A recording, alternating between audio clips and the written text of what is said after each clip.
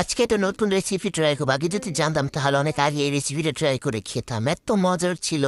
কিন্তু দেখো এখানে আমি একটু ভুট্টা নিয়ে নিয়েছি, ভুট্টাটা হচ্ছে এভাবে কাটতে পারতেছিলাম না, জানি না এটা কিভাবে কাটে। আমি ভাবছিলাম সহজভাবে কাটা যাবে। অনেক ট্রাই করার পর যখন আমি পারতেছিলাম তখন আম্মুকে বলছিলাম, ধরো আমাকে বটি দিয়ে এটা কেটে দাও। তারপর আর হুম। অবস্থা দেখো। তারপর অনেক কষ্ট করার পর চারটা স্লাইস করতে পারছি। তারপরে এগুলোকে এখন সিদ্ধ করতে হবে, পানিতে দিয়ে দিয়েছি একটু লবণ দিয়ে। এখন এই ভুট্টা খেতে মেন যা লাগবে সেটাই দেখাচ্ছে। এখানে আমি বাড়িতে বানানো একটা মশলা দিয়ে দিচ্ছিলাম, তারপরে মরিচের ফাঁকি দিয়ে দিয়েছি, তারপর চিনি দিয়েছি, আর হচ্ছে তোমার দুরশালা দেখে না বয় দিতেছি, আরে তুই এখানে কি সর। তারপর দেখো একে একে আমি চাঁদা দিচ্ছি, সবই দেখা যাচ্ছে।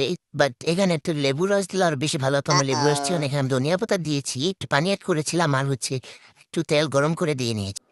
যা সমস্যা তো এখন হচ্ছে, ভুট্টা সিদ্ধ করতে যে 1 ঘন্টা কাটাই দিছি তাও সিদ্ধ হচ্ছিল।